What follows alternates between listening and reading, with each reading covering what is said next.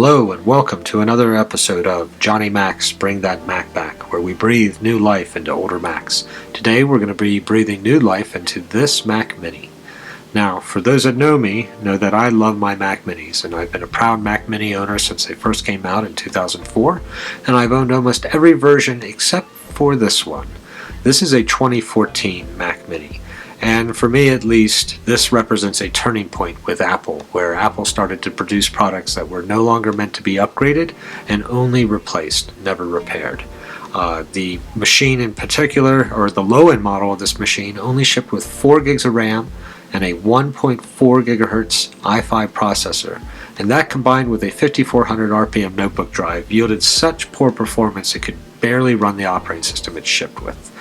So this was a bit of a disappointment, and because a lot of the components were soldered onto the logic board, upgrade options for this machine were few and far between. But if you're lucky and you're like me and you picked up one that has 8 gigs of RAM on the logic board and is in this case a 2.8 gigahertz i5, which is twice as fast as the original shipping model, there is a hidden feature with this machine. The drive system can be upgraded to a fast, what's called NVMe drive, which is based on PCIe. In this case, we're going to install a crucial 1 terabyte P2. This drive is going to be about 10 times faster than the internal traditional spinning drive. So let's get started.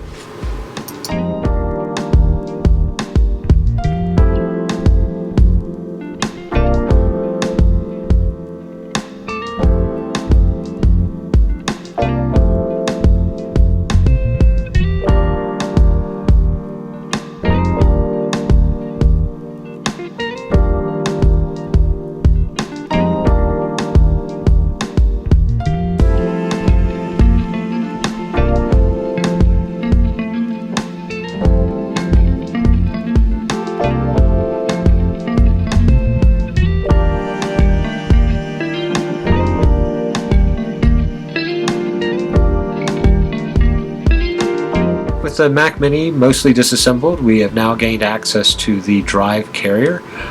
In our case, this drive carrier is populated with a 2.5-inch 5400 RPM notebook drive. We will be removing this drive and not replacing it.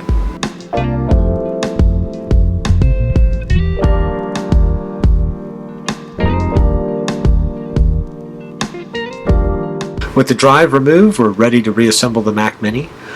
We chose to remove the drive as opposed to replacing it with a serial ATA solid-state based drive, mainly because the NVMe based solid-state drives are considerably faster than serial ATA, and we wanted the most performance out of this upgrade.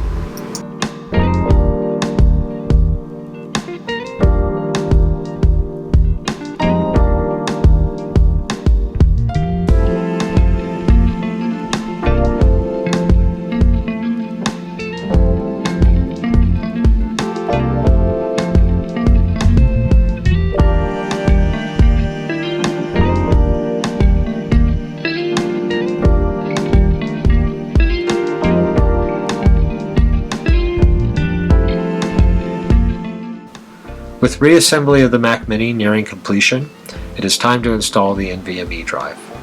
Now, Apple started including support for the NVMe form factor with the High Sierra operating system. Unfortunately, operating systems built before High Sierra will not be able to support the NVMe drives and therefore not be compatible. You will also have to install a third-party adapter board to the end of the NVMe drive that will allow it to connect properly to Apple's proprietary Blade connector. Once aligned, it's just a matter of pushing the drive firmly into place and installation is complete.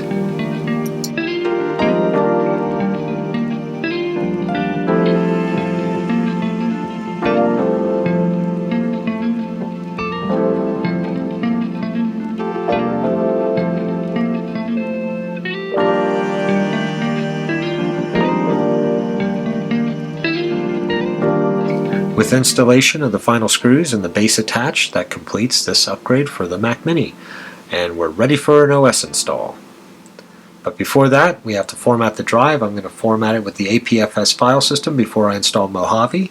This Mac Mini will support the Big Sur operating system, which is the 2021 operating system. And because the internet and the industry support the operating systems for about 4 to 5 years, there's a good 5 years left, or at least till 2026 before this machine becomes obsolete. And that about wraps up this episode of Bring That Mac Back. I hope you enjoyed it. I hope you learned something. If you have any questions or comments and want to reach out to me, please feel free, and I look forward to talking to you soon. Take care.